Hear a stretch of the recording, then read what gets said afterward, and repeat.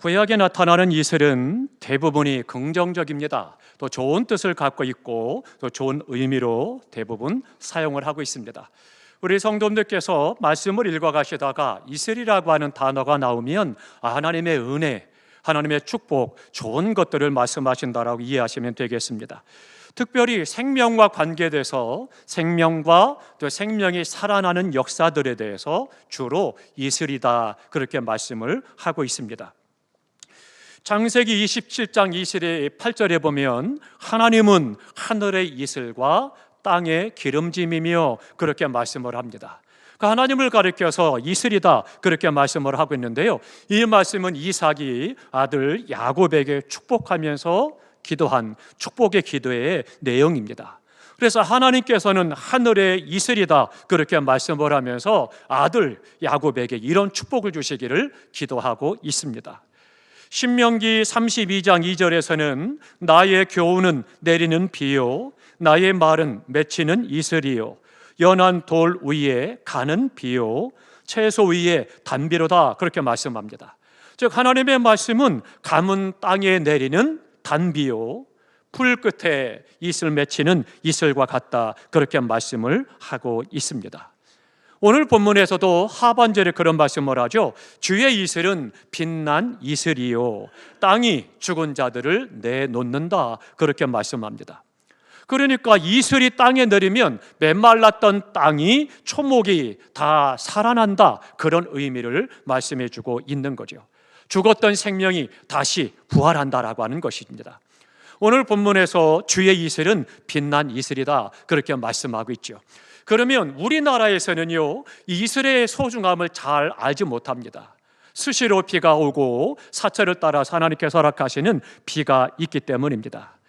그러다 보니까 이슬의 가치, 이슬의 의미에 대해서 별로 소중하게 여기지 않습니다.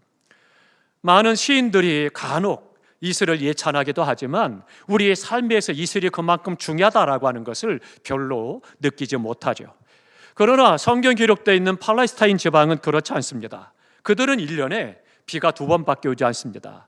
한 번은 파종할 수 있도록 허락하시는 이른비가 있습니다. 그 절기로 따지면 우리나라로 말하면 가을에 오는 비입니다. 그래서 가을에 이 비가 와야 그들이 파종을 하게 됩니다. 그리고 또 한 번은 열매가 풍성하게 잘 결실할 수 있도록 내리는 늦은 비가 있습니다. 그래서 이 이른 비와 늦은 비 말고는 1년 내내 건기가 되는 거죠. 그러니까 땅이 메마르게 되고 먼지가 푸석푸석 일어나게 되는 거고 산천초목이 살기가 어려운 것입니다. 그런데 그 땅이 산천초목과 사람이 살아갈 수 있도록 하나님께서 베푸신 것이 뭐냐? 그것이 바로 이슬이라고 하는 것입니다. 그렇기 때문에 이슬이 비보다 더 중요한 거예요. 그들은 이슬이 내려야 날마다 그 이슬을 먹고 산천초목이 자라고 사람들이 그 안에서 생명을 이어갈 수가 있는 것이죠. 이들에게는 이슬이 절대적으로 필요한 생명의 조건이 되는 것입니다. 마찬가지입니다. 우리 하나님의 믿음의 사람들도 하나님의 말씀과 은혜로 우리 영혼이 살아가는데 절대 불가결한 필수 조건이 뭐냐? 하나님의 은혜라고 하는 겁니다. 그래서 그 은혜를 가리켜서 하나님의 이슬이다 그렇게 말씀하고 있습니다. 바람은 소리가 요란하죠. 불빛은 어떻습니까? 불은 그 빛이 찬란하고 또 뜨겁습니다. 그러나 이슬은 어때요? 소리도 없습니다. 밝고 대단한 빛도 없습니다. 소리도 없이 또 빛도 없이 그냥 대지를 내려서 초목을 적셔줍니다. 그 이슬, 우리가 의식하지 못하지만 그 이슬로 말미암아 우리의 삶이 윤택하게 되는 거고 그 이슬로 말미암아 우리의 삶에 복된 삶으로 나아가는 것을 보게 되죠. 오늘 보면 하반절에 말씀하고 있는 것처럼 주의 이슬은 빛난 이슬이니 땅이 죽은 자들을 내어놓는다 말씀하는데요, 예수님은 땅을 4가지로 말합니다. 그래서 그 땅이 옥토가 있고 그리고 가시밭이 있고 또 돌밭이 있고 또 그 안에서는 하나님께서 있다라고 하는 것들을 말씀하는데요, 이 4가지 마음밭을 한마디로 말하면 2개로 나눌 수가 있습니다. 하나는 옥토요, 하나는 박토다 그렇게 말할 수가 있습니다. 이스라엘에는 그 땅이 돌이 많기 때문에 땅을 구입하면 그 땅을 밭을 만들기 위해서 돌을 다 빼냅니다. 돌을 다 빼내 산 쪽에 쭉 쌓아 놓습니다. 그러면 자연스럽게 돌담이 되고 돌밭이 됩니다. 그러면 다 나머지 돌을 다 캐낸 지역의 그 밭은 옥토가 되는 거죠. 그리고 그 밭에 가기 위해서는 길이 생기는 거고, 그러다 보니까 이제 씨를 뿌리니까 그 씨가 어떻게 돼요? 옥토에도 떨어지고 가시밭에도 떨어지고 길가에도 떨어지고 돌밭에도 떨어집니다. 우리의 농사법으로 생각하면 이해가 안 되죠. 우리는 어때요? 뿌릴 때 우리 사람이 직접 뿌리기도 하고 콕콕 찍어서 뿌리기도 하죠. 근데 팔레스타인 지방은 예수님 그 당시에 농사를 질 때 보면 그렇게 하지 않았습니다. 나귀에다가 곡식을 자루를 옮겨 놓습니다. 올려놓고 그리고 구멍을 송송 뚫어서 엉덩이를 톡 치면 나귀가 천방지축 뛰어다닙니다. 뛰어다니다 보면 그 간모에서 솔솔솔솔 씨앗이 떨어지기 시작을 합니다. 어디로 떨어지는지 모르는 거죠. 그러니까 때로는 옥토에도 떨어지지만 가시밭에도 떨어지고 돌밭에도 떨어지고 길가에도 떨어집니다. 그러니까 그 모습을 보고 주님께서 그들에게 비유로 사람의 밭을 말씀합니다. 중요한 것이 있습니다. 그런데 이 네 가지 밭이 어디 있느냐? 다 따로따로 떨어져 있는 것이 아니라 내 밭에 있다는 거예요. 그러니까 내가 사서 마련한 내 밭에 네 가지 밭이 있다는 거죠. 그러니까 우리 마음속에 이 네 가지 마음이 함께 있음을 말씀하고 있는 거죠. 그러면 이 네 가지 밭을 둘로 나누어 봤을 때 하나는 옥토요, 하나는 박토인데 어떤 사람은 마음이 박토고 어떤 사람은 옥토냐? 그렇지 않습니다. 내 안에 옥토도 있고 박토도 있다라고 하는 겁니다. 그렇기 때문에 씨를 뿌리거나 나무를 심으면 크지 못하고 자라지 못하고 죽어버리는 그런 땅, 박토가 있죠. 돌밭과 같은 그런 밭입니다. 제 아무리 씨가 좋아도 또 종자가 좋은 씨앗이라 할지라도 아무리 뿌려도 결코 싹이 나고 자랄 수가 없는 그런 밭이 박토죠. 또 하나는 옥토입니다. 씨를 뿌리거나 나무를 심으면 싹이 나고 자라고 열매가 풍성하게 맺어지는 그런 땅이 있습니다. 그러니까 그런 땅을 우리가 옥토라고 이야기합니다. 땅이 옥토가 되기 위해서는요, 적당한 비가 내려야 되는 거고 또 이슬이 내려서 촉촉하게 적셔져야만 그 땅이 옥토가 될 수가 있습니다. 그러면 오늘 우리는 어떻습니까?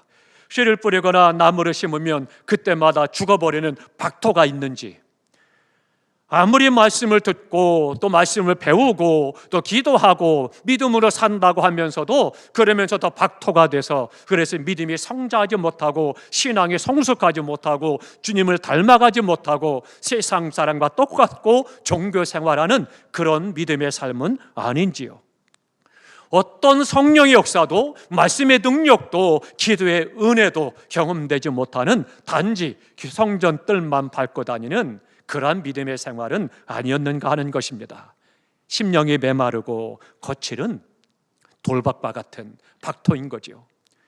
그런가 하면 옥토와 같은 심령이 있습니다. 말씀을 들으면 그 말씀에 아멘으로 하다 보라고 더욱더 그 삶이 말씀을 통해서 윤택해지고 아름다워지는 그런 심령이죠. 이런 심령은 어때요? 물가에 심겨온 나무와 같아서 그래서 사철을 따라서 꽃이 피고 열매가 주렁주렁 맺어지는 시편 1편의 아름답고 멋진 삶이 그 성도의 삶인 거죠. 내 심령이 옥토가 되는 것, 이것은 주님의 이슬이 그 심령에 내릴 때 우리가 이슬의 은혜를 받아야 그래야 옥토가 된다라고 하는 겁니다. 하나님의 은혜를 받지 못한 사람은요, 심령이 강팍합니다. 평안이 없습니다. 원망과 불평이 가득합니다. 삶에 기본적으로 깔려 있는 거예요. 뭘 주어도 감사하지 못하고 어떤 상황에서도 기뻐하거나 즐거워하지도 않고 그저 다 불평이고 불만이고 싫은 거죠. 박토가 되면 어쩔 수 없습니다. 밟을 때마다 텁새기가 일어나고 먼지가 반짝이는 것과 똑같은 삶을 살아가는 거죠. 그 심령에 무슨 감사가 있고 기쁨이 있고 즐거움이 있겠어요? 어려운 거죠. 비전도 없고 소망도 없고 꿈도 없습니다. 늘 그저 그렇게 먼지가 묻어 있고 먼지만 펄펄 나는 그런 삶을 살아가는 거죠. 그러나 은혜를 받은 심령은 기쁨이 있습니다. 평강이 있습니다. 감사가 넘치게 됩니다. 성령은 평강과 평안은 항상 하나님의 은혜의 결과다라고 하는 것을 가르치고 있습니다. 은혜가 있어야, 은혜를 받아야 그 은혜로 말미암아 우리의 삶의 평안과 평강이 있다라고 하는 것입니다. 하나님의 은혜를 받은 사람이야말로 그 마음이 어떤 상황 속에서도 안정되고 평안하고 기쁨을 누릴 수가 있습니다. 그러나 반대로 은혜 받지 못한 사람일수록 모든 것이 불편하고 불안하고 평안이 없습니다. 그렇기 때문에 불만과 불안이 떠나지 않고 그것 때문에 괴로워하고 힘들어하고 시름하는 인생을 살아가는 겁니다. 하나님의 은혜, 그 은혜가 있어야 되는 거죠. 그렇기 때문에 사도 바울은 편지마다 말씀합니다. 너희에게 은혜가 있을지어다. 그렇게 축복의 말씀을 합니다. 다 함께 하십니다. 나에게 은혜가 있을지어다.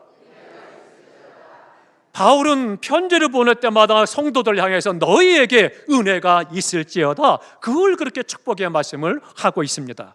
우리 주님께서도 말씀하십니다. 너희에게 평안이 있을지어다 말씀하고 있습니다. 다 함께 하십니다. 나에게 평안이 있을지어다. 주님의 은혜로 말미암아 우리의 삶이, 우리의 인생에 주님의 평화가 넘치시기를 주님의 이름으로 축원합니다.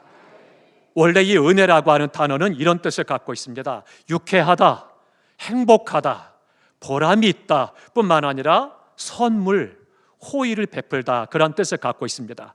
그러니까 한마디로 말씀을 드리면 하나님의 은혜가 우리에게 값없이 주어진 하나님의 선물이다, 그렇게 말씀할 수가 있는 것이죠. 옷이나 집이나 혹은 가구나 자동차는 어때요? 내가 돈을 주고 사면 살 수가 있는 거죠. 그런데 하나님의 은혜는 돈을 주고 살 수 있는 것이 결코 아닙니다. 오직 하나님의 은혜는 우리에게 마음의 평안과 기쁨과 또 감사를 주시기 때문에 그것은 돈으로 되는 것이 아니고 돈으로 살 수도 없는 것입니다. 너무나도 그 은혜는 크기 때문에 가격을 매길 수도 없고 돈을 주고 살 수 있다라면 어느 누구도 살 수가 없는 겁니다. 동서고금을 막론하고 어떤 인생도, 어떤 한 사람도 이 은혜를 살 수는 없는 것입니다. 오직 하나님의 은혜로, 하나님의 선물로 우리에게 호의를 베풀어 주셔서 주신 그 은혜인 것이죠. 내가 하나님의 은혜를 충만하게 받으면 근심, 걱정이 있어도 기쁨이 넘치고 평안이 넘치게 되는 것입니다. 우리가 착각해서는 안 됩니다. 내가 예수 믿으면 이때부터는 아무 문제가 없어. 예수 믿으면 염려, 근심, 걱정도 사라지고 질병도 없고 내 하나님을 무조건 만사형통하고 다 잘 돼. 그렇지 않습니다. 우리가 예수 안에서 구원을 받았지만 살고 있는 것은 이 땅입니다.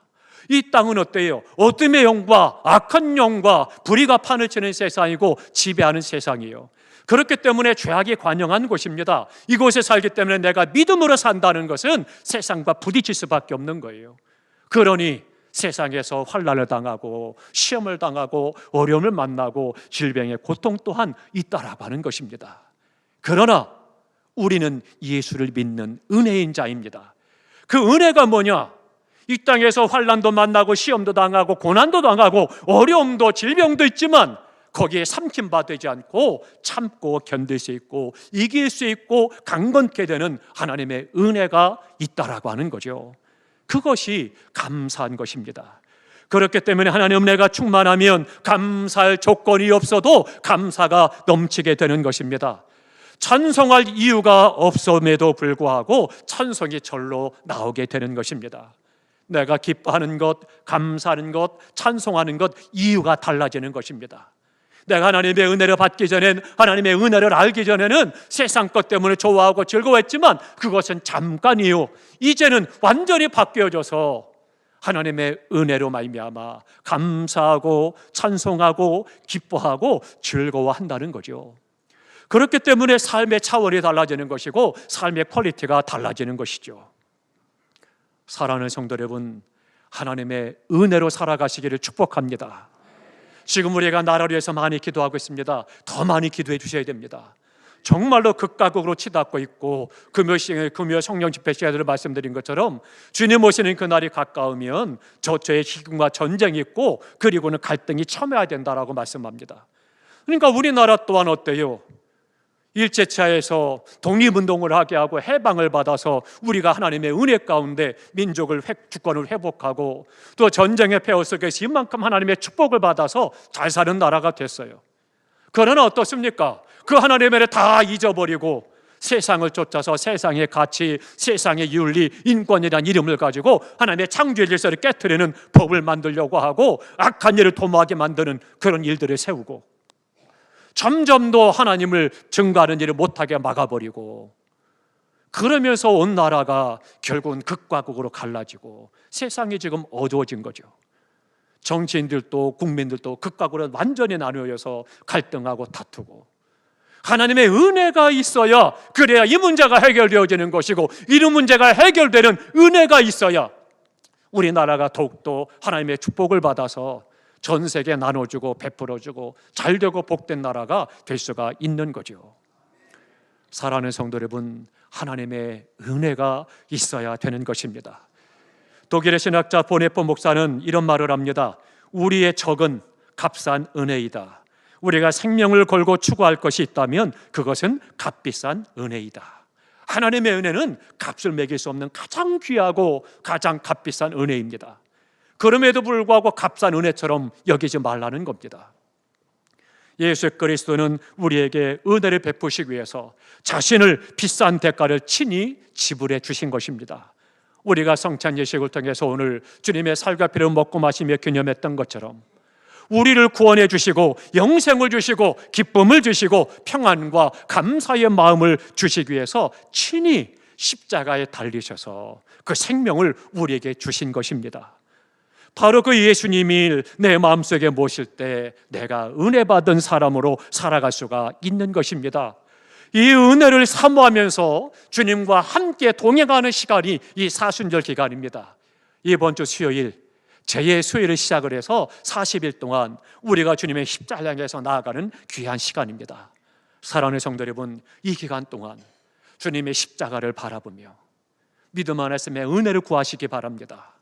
하나님의 놀라운 은혜가 임할 때 그동안 내가 염려하고 근심했던 것들이 어느 순간 다 사라질 것이고 내 마음에 다친 것과 막힌 것과 떨어진 것들이 새롭게 되어지는 은혜를 경험하게 될 것이고 십자가의 보혈을 빌어서 질병 또한 치료받는 은혜를 경험하게 될 것입니다.